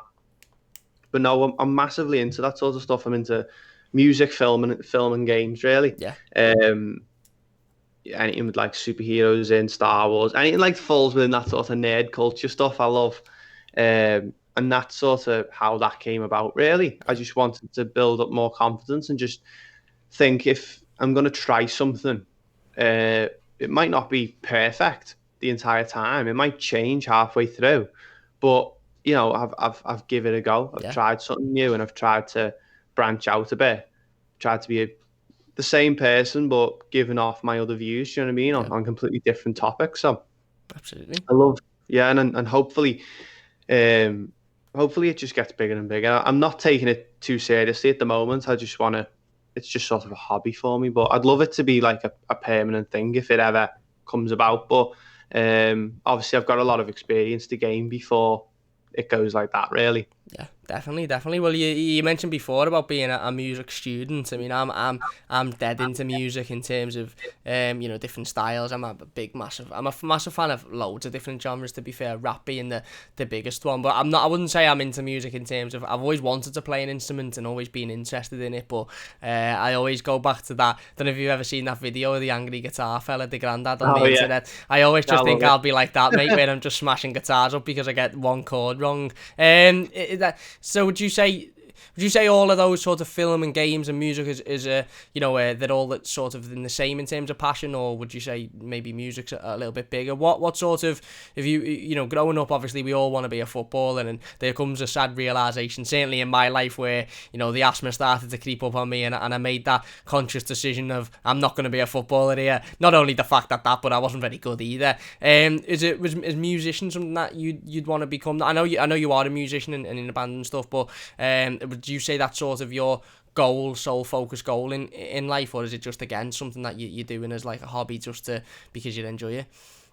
No, I definitely want it as a career. Yeah, Definitely. Like I've played guitar. Like, well, I've always had an interest in guitars my entire life. Like, they go sort of hand in hand with Everton. yeah, In a way, I sort of got into it around the same age. Growing up, I always wanted to be on stage or performing or stuff like that. Um, I used to love going to musicals and plays when I was little. I used to love expressing myself. I always wanted the lead role in the school plays and stuff like that. Uh, and I started getting into music, and then my mum bought me a guitar when I was little. Couldn't play it, but for me, it was just the owning one, yeah, and being able to express myself in this other way, and being creative about it. And then it was only really when I got to about 13, 14, I was started to realize that this is what I want to do. yeah, I like music a lot. So I started, learning guitar properly, and I've been playing ever since. Um, and I was sort of, and then I don't know, I sort of put it off and left school. Didn't really know what I was doing. I was sort yeah, of just bobbling around, different places, different jobs, different colleges, and I was like, why don't I just get into that? So I started college, started doing music, got myself in a band, really began to enjoy it. And now it's just my biggest passion. And when you say like film, games, and music sort of go in tandem, they do, because if I'm watching a film or playing a game, I'm a proper nerd about the music in it. yeah, It's like yeah, it's like my biggest thing about it. Like, whereas you might listen to rap music or pop music or rock or reggae, jazz. yeah, I love listening to film scores yeah, on me headphones. yeah, There's like a few in particular that really stand out to me, and for me, they're just what I like, and I'd love that to be me career. Obviously, I'd love to be in the band for forever and yeah. make it a permanent thing. Like we have between us, we've wrote a couple of songs already, and we're planning on recording them and releasing them. So Very that'll cool. be really good. We've got all the plans in place to do all that, and I'd love it for the band to take off and the band to become popular and people want to listen to it and people come and see us and actually pay to come and see us. But I'd love to go to uni as well to do music and become a film composer and stuff like that, because that's what I'm really into. I love writing music. I love listening to music, really anything, to be honest. So Yeah, yeah, that'll always be like the passion besides Everton that I think I can sort of strive to. If I get good enough, hopefully one day I'll be able to teach it or write it or become a freelancer or something like that. But no, I really like it. It's complicated, like, and there's a massive learning curve at certain points, yeah. but I wouldn't change it for the world. It's brilliant. It gets better every single time, but it is a very complex, Skill. so it's a complex skill, and it's like it's sort of, I feel you're diving in the deep end at the pool, really. Yeah, Yeah, but there's a lot to learn, but it gets easier, and eventually the creative side comes out of you, and a lot of it moves on adrenaline. yeah, Like, when you're on stage performing, and you get up and you're there in front of that microphone, and there's all these people beaming down on you. It's hard to actually remember anything that you've yeah, practiced. It's just you run on adrenaline, and I think yeah, that's probably how footballers run as well. Um, you just think, I think you've got to have that atmosphere that if I make myself look like an idiot, I don't really care. yeah, That yeah, that'll just go towards being part of my character, yeah, and that's where like people like David Bowie really have inspired yeah, me over the course of my life, because you can go out on stage, you can put a mask on and be whoever you want to be, and then for that entire set or for that one song or for this music video that you see on the telly, you can enjoy this person as a different person. yeah. Exactly. And I think that's the thing with musicians. It's often, a lot of it is a sort of a persona that you put on when you Yeah, get up there, and you learn to not give people what they want, but sort of, this is my chance to go up here and be this other person yeah, for 5 minutes yeah, or for this one set, or I can show people this other side of me. I can surprise people. Yeah. And when I get off the stage and people talk about me or people talk about something you did wrong, because Yeah. people will point that out, and you'll go, yeah, but that was the other guy. Yeah. That's Yeah. a completely different. It's a completely different thing. Got it. Like when I go up on stage, I don't think I'm Stephen anymore. Yeah. It's just I'm there. It's just Yeah. sort of that. But that's what I like about it. You're able to put this different persona on and change yourself around a bit. Yeah. An extreme example of that is one of my favourite musicians, artists, rappers of all time, and that's Eminem. And he is an extreme example because his alter ego is very sort of, Yeah, I love that sort of let's say stuff. wouldn't be accepted in this day and age, certainly. But it's a different sort of person, isn't it? It's a different human being, and he's written a lot of songs, certainly in his recent years, after the sort of Slim Shady stuff and after the mid sort of 2000s, where he'd written songs about fans coming up to him and expecting him to be this, oh my god, Slim Shady, like mad character who's just doing all these mad stuff, and he says, no, I'm not, I'm myself. He's over there, he's there. I'm in the toilet in a supermarket. I'm just trying to do, be myself, sort of. So I know that's an extreme example, but that when you were saying it there, that's all I could think of in my head was, there is, it's not sort of, not everybody has an alter ego per se, but you do sort of have to have a different character, I suppose, to distance yourself. And as a musician, does that sort of, being able to do that, does that help when if you do get criticism, or if people don't enjoy it, or if people do have something to say, does that help you sort of step back a little bit and go, right, I need to work on that? Does it make it less personal, if you like, because right, that's about the performance of me on the stage, whereas not really me as a person. If someone criticises your music, they're not speaking as you as a person, it's more the performance. Does that help you sort of depersonalise it, if you like, because you've not splitting yourself into two, if you like, but you know what I mean, there's sort of that musician character, if you will. Yeah, no, it definitely does. Like I remember when I first started my course, there was like a chat between me and some of the tutors who were going to be on my course, and I was like, okay, you're going to do X amount of gigs per year. You've got to be, and we did like this sort of thing of, if you want to be sold in the music industry, you have to bring something different to the table. Yeah. And so I was just thinking, okay, well, I've felt like my entire life that there's like a part of me that is a different person, not a different person, but there's another part of my personality that I've never shown before. Yeah.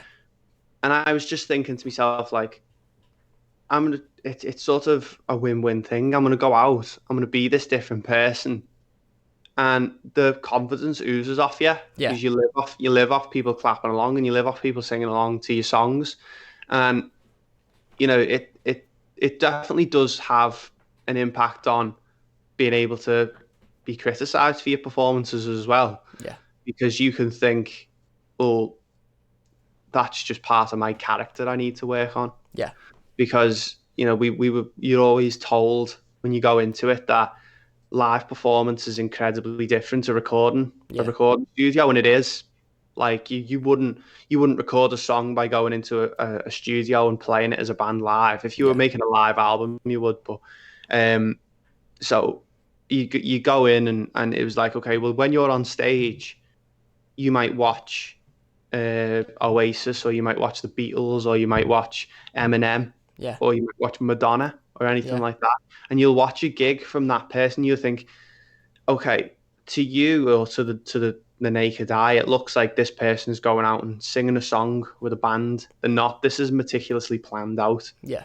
This is everything they've wore down to what colour socks they're wearing. Yeah. Everything, the way they talk, the way their hair is, everything about them is meticulously planned to give you as an audience more of a say on it. And I think that's why Eminem is such a popular musician. Yeah.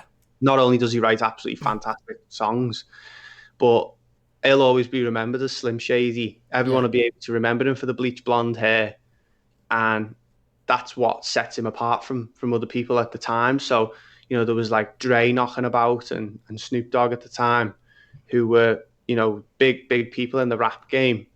But then you've got Eminem, who's this completely different guy. Yeah. And he was like, well, I don't want to be that that sort of guy. I'm going to challenge the status quo. Yeah. And you've got to do that. You've got to go out and you've got to be a different person for 10 minutes. Yeah. And, as much as... And I find it easier. That's just my example. Like, there's people like... you'll look at, like, people like Liam Gallagher and stuff like that who thrive on being themselves. Yeah. Go out. And there's people who I work with who will tell me that that's the case for them. But for me, it's just going out and you being this different person because it does help you get through it. Yeah. It helps you sort of calm some nerves, and it helps you make people think they're going to remember me. Yeah. And I remember they was telling me about how you have to be different, you have to bring your own thing, and 50% of music is actually what you're playing. Yeah. And I was thinking, right, well, what I'm going to do is I'm going to go out there, I'm going to make myself seem like I'm just going to go out, and even if I'm not completely confident, I'm going to go out and I'm going to purposely try and be confident. Yeah. And if it goes horribly wrong, at least they'll remember it. Yeah. If it doesn't go horribly wrong and it goes perfect, then that's great. Yeah. But the last thing I wanted was to go out and just do it and it'd be boring. Yeah. That's always my thought. I never want to go out and it to just be a band playing, and you're just watching them, you're listening to the music, and it's just as it is. Yeah. I think it's always better if you go out and, like, I think when my band went on, we always plan ourselves ahead. We always say, this is what Leighton we want. Yeah. This is how we want to come on stage. This is how we want to play in between songs. This is how we want to link them together. And I was thinking, well, I'm just going to go out, give this my all. And if people don't like it, then that's fine. But I'm just going to, you only get certain opportunities once. That's it. And I remember my first gig coming out and being, I think on the day, nerves just sort of went out of me, and I was just wanted to go out there and completely have fun. That was it. I just went out there and had fun. But I think that's definitely what I want to do more of in the future, is just turning into these, having this different character that I can pull out when it comes to a gig, or when it comes out to recording a studio album or whatever. But yeah, it's really good. It's crazy to be able to express yourself to that degree. Yeah. And still feel like yourself. It's weird. It really is. Definitely.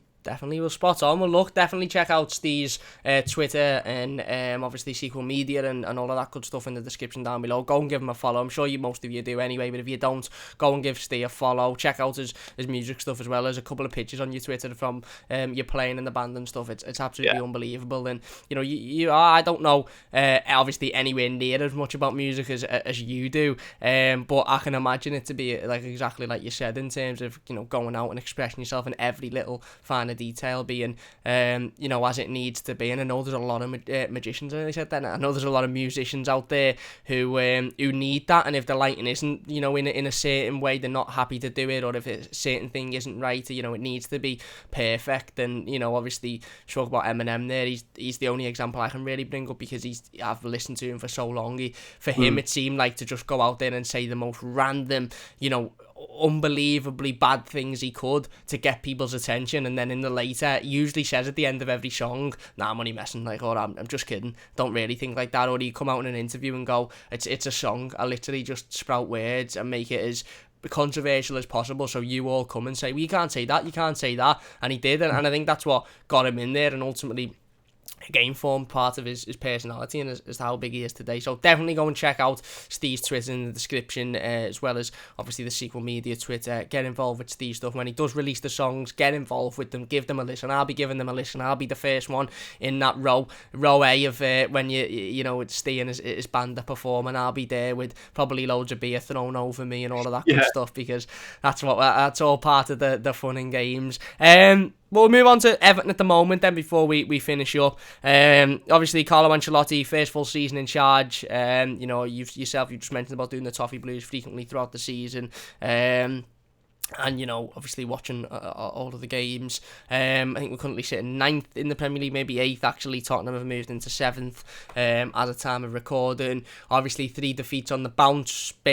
Chelsea first, Burnley, and then City in the Cup. I don't think the Chelsea and the City games were too unexpected. The Burnley one obviously was really difficult, out of both cup competitions now. It really is Europe or bust for us this season, isn't it, Steve? I mean, what have you thought of the season so far? For me, I think it's been quite up and down at the moment, the inconsistencies, the highs of the derby wins, the lows of losing to Burnley at home.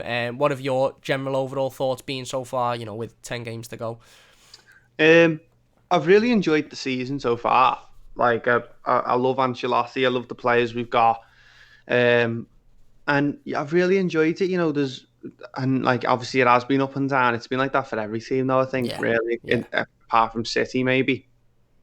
But no, I think it's just good to see, Cam, that there's sort of there's signs there that there's a project for the first time in ages. So no, that definitely fills me with a bit of hope. You used to, people of our age especially, that there's sometimes you come out of a game and you think, I just don't see where the next win's coming from, or I don't see where the hope is there. I don't see where we're building anything. But this season's different. I can definitely see that. Got some great players. Obviously out of both cups, but I was talking to my dad about it after the City game the other night, that I think we need to just forget about that now. We need to stop thinking it's this many years, because the FA Cup and the League Cup have changed. It used to be a knockout competition and anyone could win it. It's not now. It's the best team wins it every year. City will always win it, or Chelsea will win it, or something like that. So it's always going to be the best team wins it, and we're not the best team yet. So let's just keep building the squad. Let's get as many wins as we can. Let's get as high as we can. Hopefully, as you said there, Europe this season. Definitely still think it's doable. But, but I'm just glad that there's finally some sort of... It's obvious that there's some sort of plan there, which is brilliant. Like, it's completely different to what I'm used to. And although we have lost the odd couple of games, which we shouldn't have, which maybe we haven't in recent seasons, I think that does again come down to the no fans schedule sort of thing. And that has had an impact on everyone. Liverpool lost 4 home games on the run, didn't they? So, but when you're looking around at other teams, I think most teams have been like that. Chelsea were like that under Lampard. They were awful under Lampard, and we beat them at our place. And obviously under Tuchel, they're just a completely different animal. So I think being able to see that there's a difference there. Obviously, we don't have enough players that I'd say are good enough to take us all the way through Europe. But we're still going to have to make some signings. We've only made 4 real Ancelotti signings, haven't we, so far? So, I think there's definitely the potential for us to just go on and be better now. And I'm glad that there's finally, I'm going into these big games with a bit more confidence than I was before.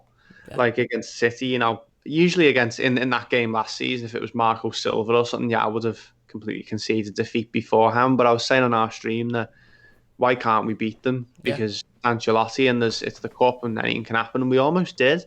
I think if we'd have got a goal against City, we probably would have won. But they just had the more quality, and that Ancelotti's fantastic, but his role stops at 90 minutes. At the first minute, it's then up to the players, isn't it? So, but no, I think we get a couple more players. We get a winger in, maybe another striker, a right back. Definitely. I know Ancelotti said he wants a world-class centre-back as well. So I think if we get those signings, we can just push on and be even better. I hope so anyway, because it's definitely long overdue. I want to see Everton in the top 4. I want to see it in the Champions League and stuff like that. So, but I think that's definitely capable of happening. I just can't wait to get back on the ground and see it firsthand. That's it, mate. Absolutely. Yeah, I couldn't agree more. By the way, I think you're spot on. It's the first time in a long time where we can actually see there's a plan, there's a future. And okay, at the moment, it mightn't be perfect at times, and we might have lost some silly games at home this season and some silly games in general this season.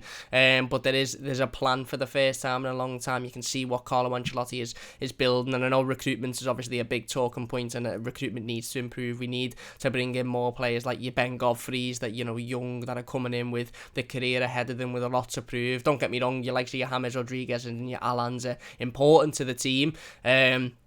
But there for me, that extra cherry on top, if you like, a quality that you build around the younger players that are going to be the future of your club. And I think you're spot on. You know, like you said, we need to be in a European competition for the progress of the club, and we haven't been there for too long. Basically, you know, what was it? Was it the 17-18 season the last time we were in Europe, and that was an absolutely dreadful season that none of us want to remember. So the actual only last season we want to remember in Europe was probably 14-15 under Martinez, which wasn't very good either. So Yeah. we need to get back in there, and hopefully we can get back in there this season. And if we do, we strengthen massively. I completely agree with Steve. There's a lot of positions on that pitch that we need to strengthen in. There's a lot of positions that we need to focus on and improve in, because ultimately, you know, if we want to be a team not only in Europe but challenging in Europe and being able to compete in the Premier League as well, we need to add a lot more quality into this side. Well, before we finish up, Steve, I always ask this question at the end of the podcast, and I know we might have covered it. We probably have covered it during the podcast. I know you mentioned Leighton Baines. Is he your favourite Everton player of all time? Not just growing up, but obviously in your later years, and obviously seeing the team at the moment. Does Leighton Baines take the tip for your favourites, or has there been one in recent years that you just sort of think, no, he's taking it now? I suppose if it is Leighton Baines, who would be your current favourite Everton player at the moment? Yeah, no, it's definitely Bainesy in general. More so because I think with other people, it's like, I love Baines. He's from Liverpool. He's a great player for us. He stayed when he could have went. Yeah. He was class. He was brilliant. He's the best left back in the world and all that. For me, it goes further than that. Like, he was dead into his music like I am. He was dead into his photography like I am. So he was into all the stuff I'm into. Yeah. He seems to be sort of, and I think he's completely shaped me outside of football. Apart from like football, it's just looking at what he does. I've always wanted to do the same thing, and I always wanted to, just be like him. Really, even now, if I can, you see him going and feeding the homeless on Bold Street and stuff like that. Like, I just think, if I can make anything of my career, whatever that is, and have like the same impact that he had on me, on someone else, I think that's why he's so important to me, more so than just him being a footballer. Yeah. If I was ever to get the chance to interview him, I think 30% of it would be about football. Yeah. I think I'd probably just talk to him about like the impact he's had on me personally. But no, right now, I love James. I've got James on the back of my shirt this season. I love him. So it's probably a mix between him or Luca Dean. Yeah. I love Luca Dean just because I think when Bainesy left, there was that expectation. He's just filled it completely. Yeah. He's got the potential to be even better than him.